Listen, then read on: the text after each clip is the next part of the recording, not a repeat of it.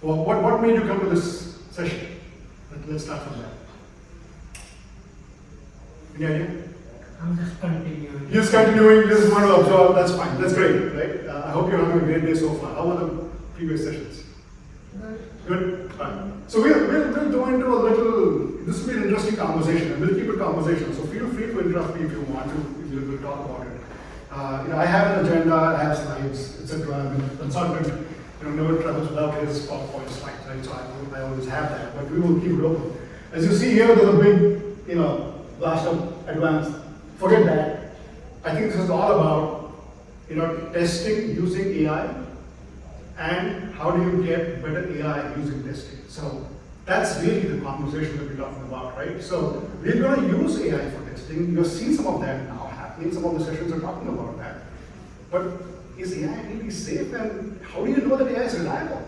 And what are the ways you can test to make AI reliable? So this is really the conversation that I have. And that's what we're talking about. So that's the intent, right? So I'm not going to show you code, and I'm not going to go into tools, I'm not going to go into esoteric, frameworks and some of that, but the intent is not that, right? So it's going to be, about how to do this, and then it's also about my own personal journey of how I've sort of been here. I've spent, it'll be close to 28 years this year in the industry, did multiple jobs, worked for IT consulting companies, etc. Worked for 3 companies in total in my experience in the last 28 years, but really worked for 100 different clients in that journey, right? So I've done multiple roles, played multiple roles. I used to be practice leaders for companies like Capgemini and NTT Data and others. And then last year I said, okay, what I've done all this stuff, I want to be closer to my customers. So I became a freelancer. And the idea is to kind of go into the industry, talk about this, and then talk about some of my favorite topics that I feel passionate about. And one of that is AI governance. I have experience in IT governance, I have experience in quality engineering. So let's combine all of that and then talk about it. I know you're kind of curious, how does AI governance sound esoteric, it's management consulting speak? What does it mean to us quality engineers, right? So we'll get into that a little bit and then see how that changes. So the topics really are, we'll talk about a little bit about how has QA evolved. What's changed? We talk about how has sort of AI been a catalyst for some of the innovations that we are seeing now, right, that's happening.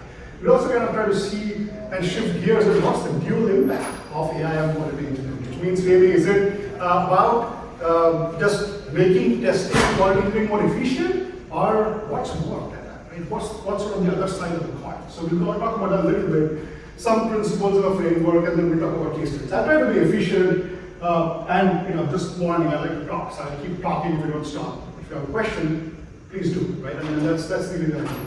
So as we all know, QA, hey guys, QA has evolved over the last several years, right? I don't know how many of you have what kind of experience you've had, but when I started my career, this is like the mid to late 90s, and there was no QA, so we kind of, and I was talking to somebody else very recently, he said, we don't have any QA, it's just kind of a perfect circle, right? that is now, but at that time there was no QA, and then in sort of late 90s, early 2000s is when it really became important, the whole concept of an industrialized testing peak, which kind of stands there to uniformly assure, if you may, consistently assure organizations with the product. And then it evolved in its own sort of different shapes, centralized, decentralized, blah, blah, blah. And I had the opportunity to work with several large organizations. I've worked with banks like HSBC, I've worked with insurance companies like AIG, I've worked with manufacturing organizations like Whirlpool or Honeywell, etc., to set up their global testing centers of excellence and then crash them back. As we started agile and then started seeing testing into their organization. So testing from the traditional quality assurance evolved to quality engineering, with us kind of gaining more skills, automation, etc. We heard some of that today with Gherkin in the previous conversation. And then it also became more and more focused on outcomes. Okay, fine, we have a team, we're doing all of these runs, but why? What are we getting out of it? So I want testing and quality assurance to be more specific, outcome-based, risk-based. And then of course, our functionality and scope has changed from pure functional testing. I want this button to work when you click it on the screen, to saying I want my users to be happy when they are testing something, or when they are seeing this product, which means usability has to be tested. I wanted to make sure that my product is more secure, right? So security became part of it, performance became part of it. Suddenly the non-functional part of testing became a huge part of what we're doing. And now with AI coming in, we have this additional responsibility to assure responsible AI as well. Now, I don't think all of us in quality have completely taken that mantle on yet, right? I feel it's a great opportunity for us to take that mantle. And then that's really my conversation as to how can we, through our leadership, through our experience, insist that I'm not just here to write a script for you to take and run it whenever you want to. I'm not just here to identify the scenarios. I can help you assure your system end to end, which means, yes, functionally it works, but it's also secure, it also performs well, it's also going to make your customer or the user happy, and it's also going to make sure that if there are AI products and tools that you're using, you're driving responsible AI. Because no longer, responsible AI is not just about the ethics and the nice part of it, it's actually getting to the direction of being illegal as well. Responsible AI is now being enforced by several companies across the board. In Europe especially, you've seen that now. Some of these rules, GDPR, etc., changing, and then the new EU AI Act, etc., really forcing you to be more exact and accurate with what we are talking about. So that's where this conversation is going to go into. So we're going to straddle both sides as much as we can. And then, like I said, if you have more questions, we will talk through it. So, our role and our profile is changing for the better. And that's where I feel that I'm in a happy place personally and professionally. And I want all of us to feel that sort of good feeling as well. That, hey, is there somewhere we can evolve to? Or are we going to stick where we are and just keep writing? Nothing wrong with that, by the way. And there was a time when testers used to be called as field developers, and I think we have moved past that, right? I mean, I come from that day, so I don't think anybody calls testers field developers anymore. But that's where we are evolved, and now we're talking about being the architects and the guardians of responsibility. And that's where I want us to raise our profile. So it's aspirational, if you may. And some of it is also, presumptive, right? So I know not everybody has reached there. Hey, you can always think, right? So let's talk about AI as a catalyst for QE innovation. And this is really about what's AI, how are we using it, right, to improve our testing methods. And that's really about, there's several of these. And have you used AI? Who uses AI? What do you use ChatGPT? For what? What are the use cases?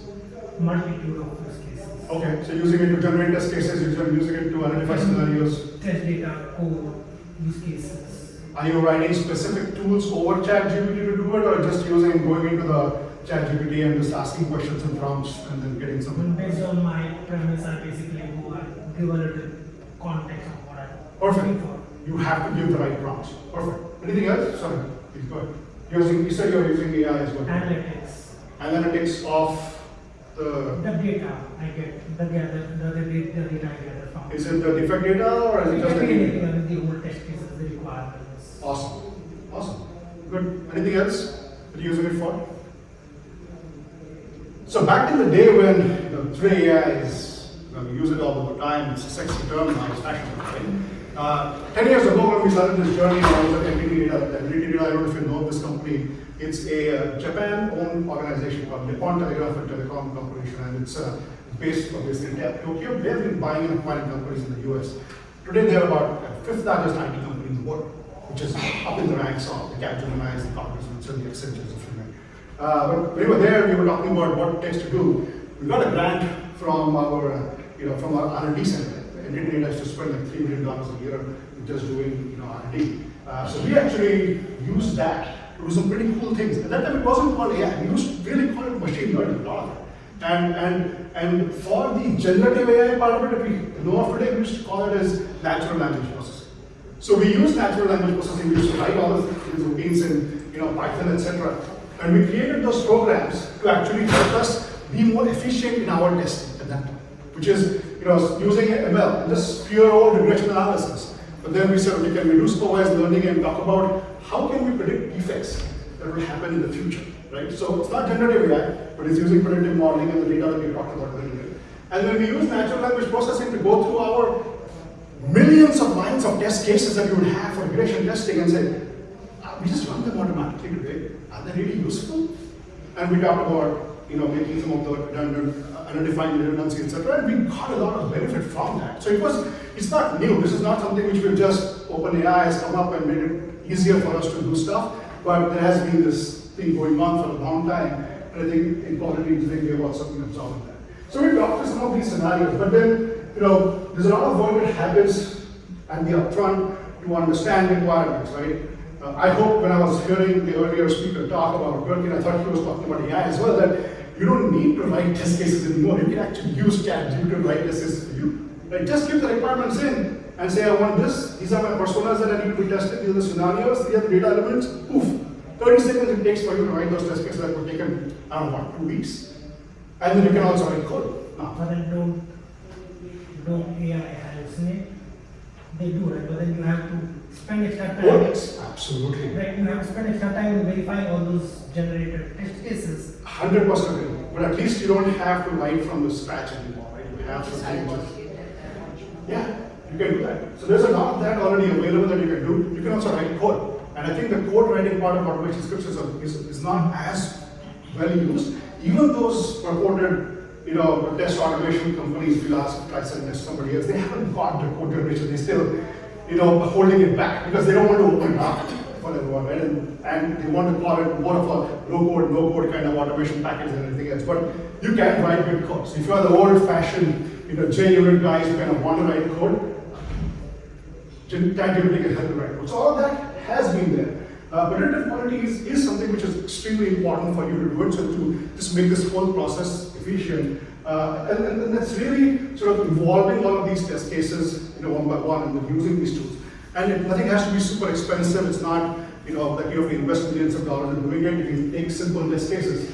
The example that I gave you in a little more detail was that when we wanted to do this for ourselves 10 years back, we asked our customer, hey, I've got this money that I want to spend. Do you mind partnering with me and identifying if this helps you? What was the answer? Jump on it.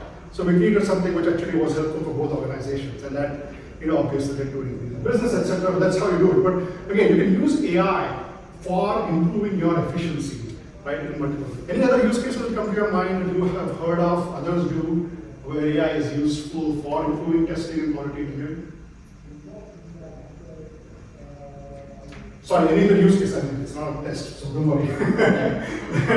Not asking anyone specifically, but if you have heard of it, then please enlighten me, because I'm constantly looking for different ways of doing this. And now we talked about duality earlier, and this is where it kind of starts being a little tricky. So you're using AI for doing all of this stuff, but then on the other hand, your business, your functionality is also using AI, right? So if you are in a bank, financial services company, for example, you're doing a lot of fraud monitoring, etc., using AI. If you are an insurer, a health insurer or a regular PNC or a life insurer, you're using AI to understand what your customer profile is.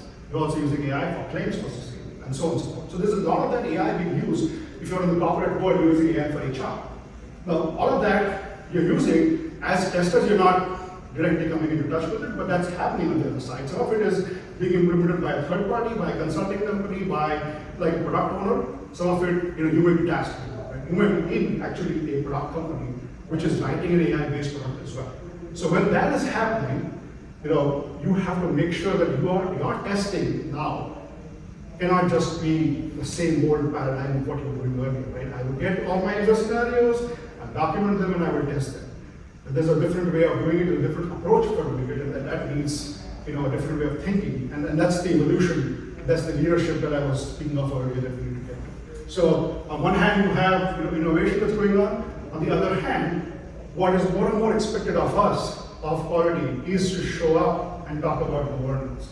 And so here's how things need to be either slowed or controlled in a better way. Earlier, as test engineers, and I started out, like most of us here, literally writing manual test cases, and then of course automating code, etc. But we were always at the giving end or the receiving end, right? Where we told what to do. I want these tests to be run, in so and so way at so and so time. And there's always this business and the other folks driving it. Now, with the evolution of our teams, the way we are seated in organizations, we don't have a centralized organization anymore, etc. We are required more and more to step up and talk about the leadership that is required and say, are you really getting the control you want from this? Or is there a different way to talk about governance? So what are those principles and what are some of those attributes for governance that are an important part of what we're doing here? So again, this is, forget the advanced leadership part, and that's something to speak, right? But it's really about some of these five pillars, but it's really these basic things. A is you have a strategic way of planning, making sure that your QA processes align with your business first. Right? Forget about anybody else. It's not about what the CIO wants or what the CDO wants. What does their business want? What assurance do they want to see? And what are the issues they are seeing when they are talking to their customers? So how do you align your QA with that? That's sort of the first level of the strategic planning part of it. Then we talk about some of using the AI for just making our stuff more easy. So AI-driven test automation, we're talking about end-to-end scenarios, we're talking about code, etc. You want to bake this whole thing into a CI/CD ecosystem. You want to, at this point, I think all of us should feel that we do not want to create a job for us. We should always be looking at how do I get out of this job and make this easier so I can do something else, which is more important and strategic. If you have that attitude, then we'll grow. If you're gonna say, I want to do something and create my job so indispensable that nobody else can do it, trust me, we'll get stuck. That's the risk. And I've seen that, personally and professionally in my career as well. So we need to be, very clear about that. What we need to start coming into are some of these techniques that we've heard, but which are now becoming more and more formal. So, have you heard of red teaming? Red teaming.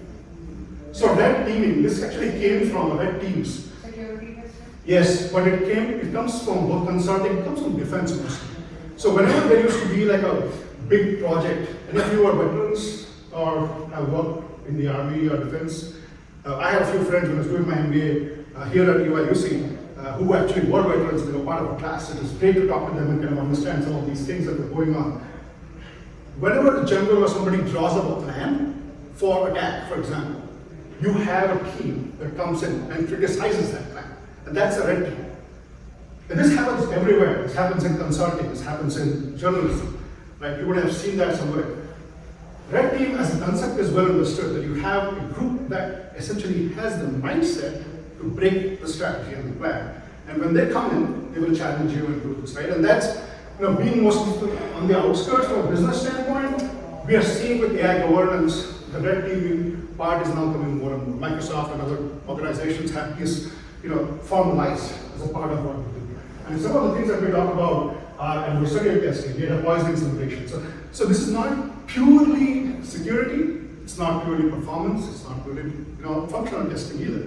But remember the days when we used to do field validation by using boundary conditions, and we would say, I need to put -1, something like that. There's a science behind that, right?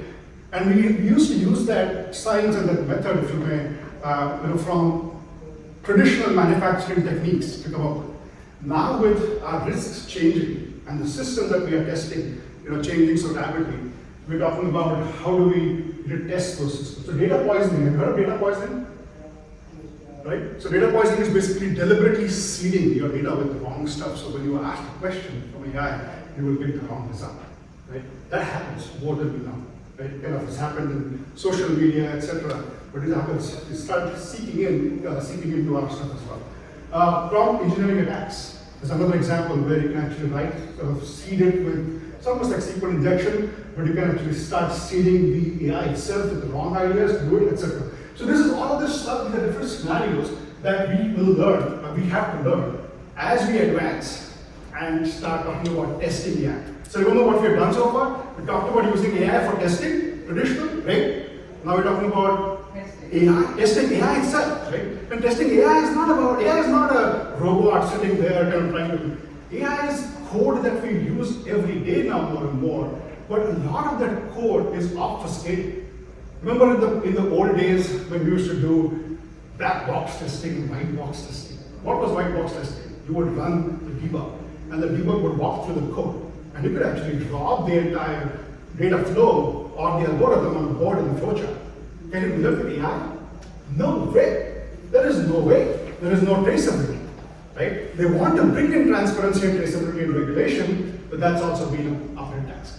So think about that you're testing right now. It's no longer something similar that you can see with your eyes and learn with your code. So you need to be creative about how do you build this. And then we'll talk about sort of the governance which governs cloud. And I'm still evolving that. The different parts to it, we call it Ankush. And anybody who is of Indian heritage or knows Sanskrit will know what Ankush stands for. No? Ankush is to be, remember in the old days when you used to elephants used to be a part of the workforce, and there used to be a mahout, or the driver of the elephant, which used to sit on the head of the elephant. The weapon or the instrument he used to control the elephant is an ambush. And it is like imagine like a curved kind of a spear kind of thing, which had 2 or 3 different points. And they would actually use that to drive the elephant itself, right? And that was sort of the way to control an uncontrollable power. So my idea and philosophy behind it is that, yeah, you have all of this stuff going on in the world. What can you do to really control it? And I think it falls up to us as senior quality engineers to start talking about that. They're waiting for somebody else to sort of drive that. So what is it? In my mind, there's really 4 parts of AI governance that are important. Right? So one is AI safety, another is AI alignment, third is AI policy, and the fourth is AI compliance. Now, as you talk about this, you will see none of this is not everything is engineering, right? So we have kind of veered away from what is traditional quality engineering into something which is bigger, it's larger, it's broader, right? It's a topic. And that's really what AI governance is about. So when it comes to AI safety, we talked about red teaming. This big part of AI safety is that. How do you assure systems that are working all right? How do you make sure that systems are giving you predictable results safely, right? That every time it runs, you are confident it will work the way you intended it to work without having unintended consequences. And one of the things that is a big part, and you see it sometimes it's almost dystopian, that every time we talk about AI, it's like, okay, what's going to happen? You're going to take over the world. Well, you can laugh about it, but there's a serious concern and industry behind making sure that AI is controlled. And there is a serious risk.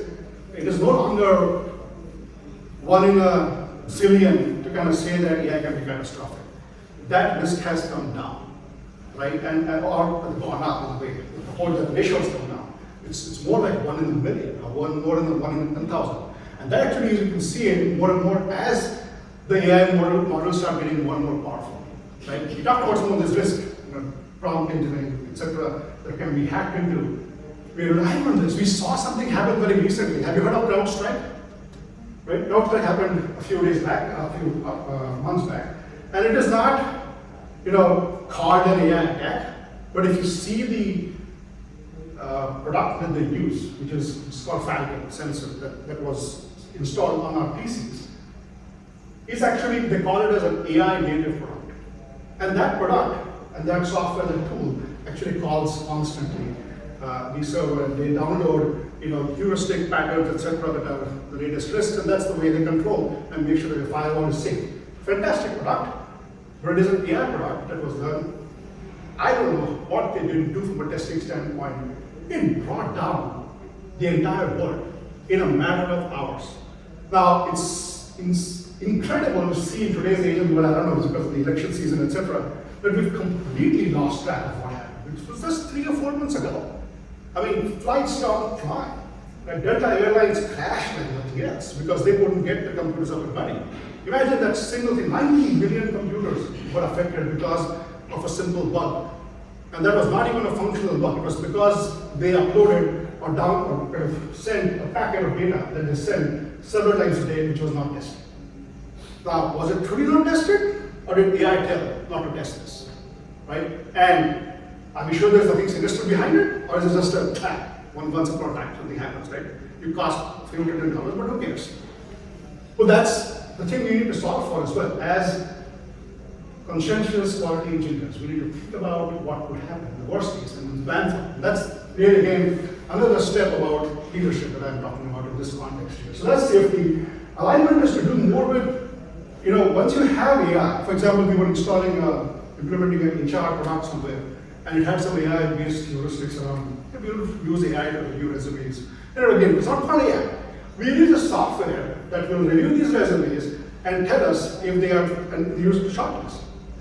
Many of us also do the same. We have all in the market, and when we send out resumes to clients, we get, sometimes no reply, or sometimes a reply that you were not selected, or sometimes a reply that you were shortlisted.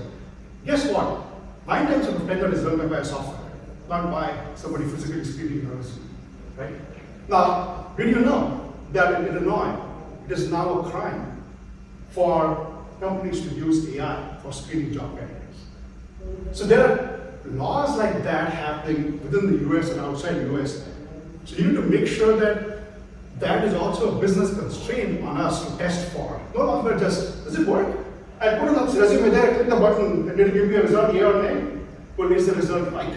That is the question that we should ask as well. And does it comply with the rules and regulations? So that's the AI alignment part of it, right? So it's about the ethical here.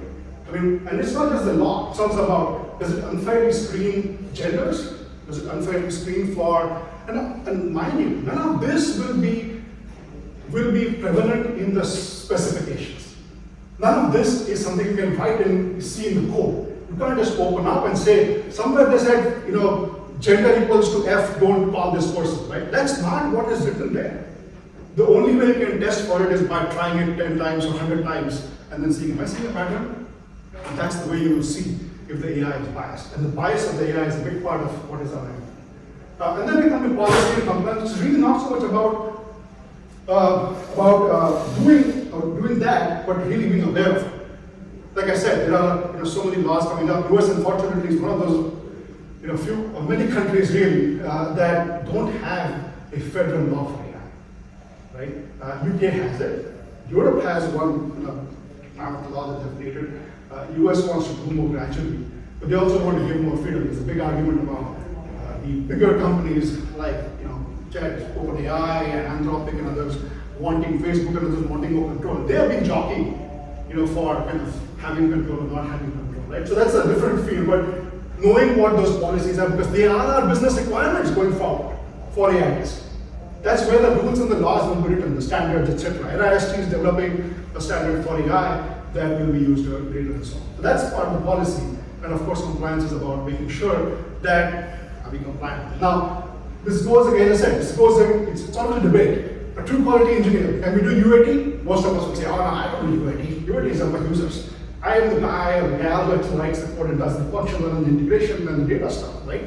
But guess what? It's part of our job, right? Usability testing, we said, no, I don't care about that. Accessibility, that's all. It's a part of our job. If you do not pass the Accessibility Act requirements, your product cannot be released anymore. Guess what? It's a requirement. So all of these aspects need to be a part of our toolkit now, not just the engineering part of it, not just the data part of it, but the different aspects that will now further raise our profile and change, right, from being this traditional QE quality engineer to an AI engineer. So that's where we're heading at. Some of the case studies I talked about this. My example about the financial services major is really what we did for predictive quality. So we were able to work with them, understand, and what we did at that time was we said, you have 10 releases or 12 releases a year, multiple departments, etc. We collected all the data for the past 3 years, defect data at the module level. And then we did the pilot, we did supervised learning. So we simulated and predicted the output for the last year the year before they were in, and showed that you could get closer and closer to the number of defects you predict in which module as you go through that loop. So it is actually not just a linear analysis anymore, it's actually a complex equation that is brought up with all of the different aspects around it. And we were able to give about a 95 or 98% accuracy in saying this is the quality you can expect from a release for this particular model. And that made a lot of use of it. Because now you can use that information and say, do I need to test this functionality so thoroughly? No, maybe not. Right? What are the factors that truly influence? So far, risk-based testing was always this thumb up in the air. Somebody who knows has this basic understanding of what's going on. But now you are having a better way, a more quantifiable way, using the data that you have to actually prove that quality is good or bad and predict for it, right? So can you bet using it? Maybe you can. I wouldn't recommend that, but it's still something which will help you with risk. We talked about predictive testing. Some of the things that we talked about earlier was, a big part of what, if you go to Google, what are the AI related changes that have come in the recent toolkits. So every of those bigger toolkits will have some of that. I suggested, I met with them earlier. They have some evolution that they have done. Even our friend Selenium, I don't know, how many of you have used Selenium in the past? Right? Oh wow, okay, good, me too. They actually come up with AI-based, I think they use ChatGPT to connect and plug in with that, and you can use that to both write code There are other tools as well. Sorry? There are other tools. There are other tools as well, right? Functionalize, I think all of that. Yeah. Yeah, so they do that, and again, it's using AI to do this more better, but the self-healing part of it was what got me really the most, because the biggest problem with automation is once you write it, you have to really monitor it, and it works, it doesn't work, right? And there's so many times if you have run those regression test cases, 1,000 scripts being run, and in the middle of the night you feel like, okay, the whole automation suite upended because it failed at step number 4. And what happened at step number 4? Go and debug and find out, and then we run the case. So, it sounds very great and smooth to know, oh, we have an automation suite that runs every time. You know what happens in the background? Somebody has to be there constantly monitoring it. So the AI allows a program to be helpful to self-heal. The flow actually impacted a lot, because you can actually write code now and we say, if it's offending in some way, what can you do about it? And then there are tools and APIs that can use to actually help you, start it again and correct code itself. Because if you use AI to write code, guess what? That AI can actually pretty correct it also as it goes along, right? So again, there's a trust element involved, but those are the features that are available. And the third example that I'm talking about is really where it kind of starts shifting from the engineering part to the governance part.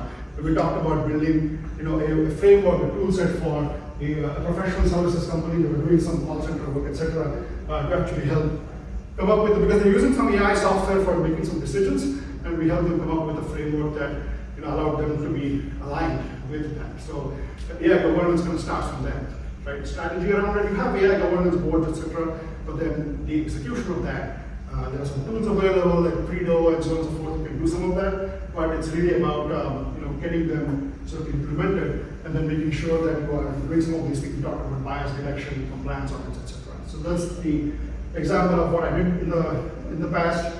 Again, why this is relevant to us? We are leaders. We want to make sure that we talk about this and don't get told what to do. And I want all of us to sort of have that attitude. I know we constantly look for Google stuff, we talk about people, but as professionals, I will continue to go that it's upon us to push the agenda than be told how to do it. That's making sure that we are, enabling the AI adoption with purpose, and making sure that we are collaborating, with these cross-functional teams. So where are we in that equation? And then making sure that you're reading an example. So we are not just there saying, oh, things broke. There's always two extremes of what quality engineers are accused of, right? One is you're too easy and let everything pass. The second is you're too hard and don't have releases on time.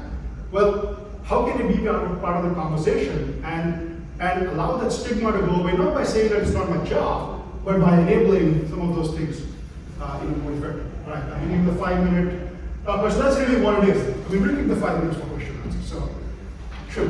Was this okay? I mean, or was this just guessing something that I would have tried to do? So one question when you talk about ethical AI, right? Yeah. So how do you make sure that AI does comply to all the rules that are set? So my question is, say I want a goal set.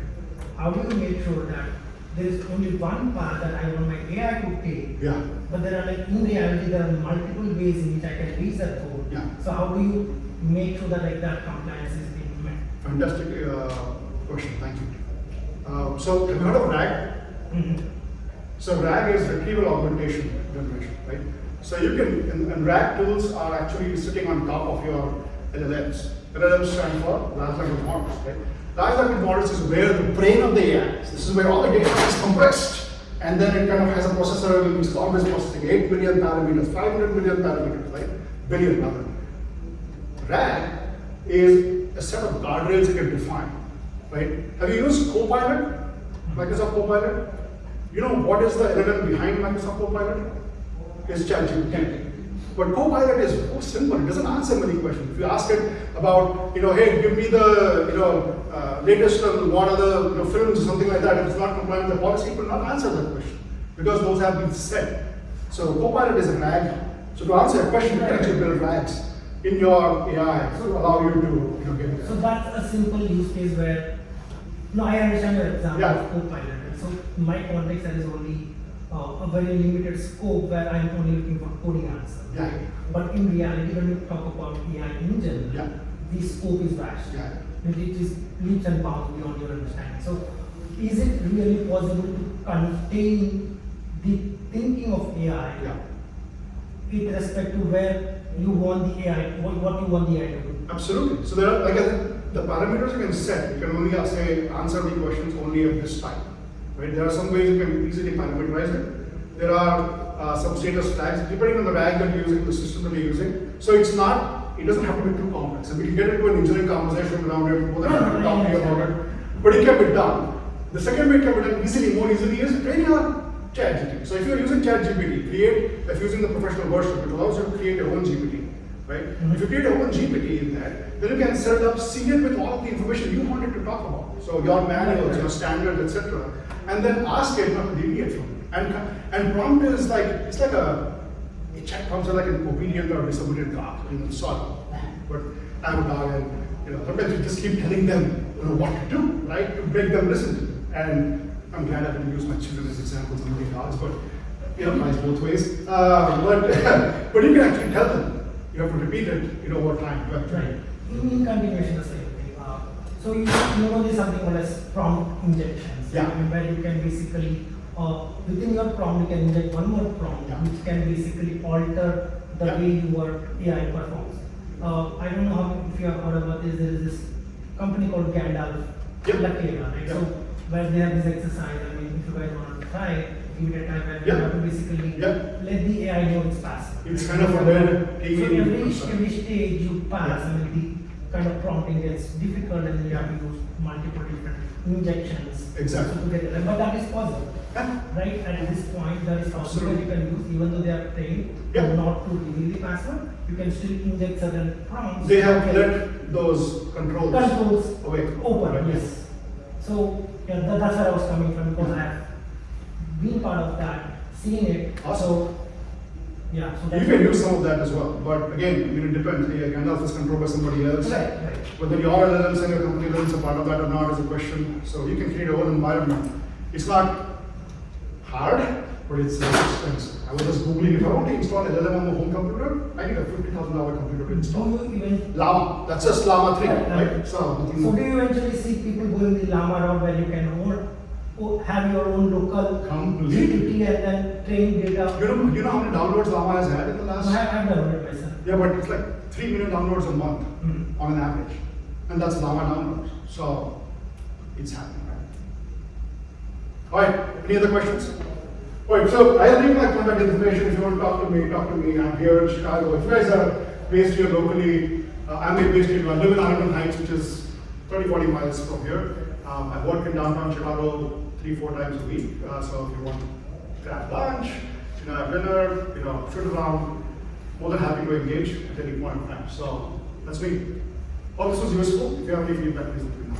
And this is my LinkedIn and this is my calendar. So you don't be confused, but I have it on my phone. So big round of applause for Nikhil, and thank you very much for the session. So we have a lunch serving outside. Also, if you haven't collected your drink ticket, there is a Quayside booth on left side. So please collect your tickets. Thank you. Thank you.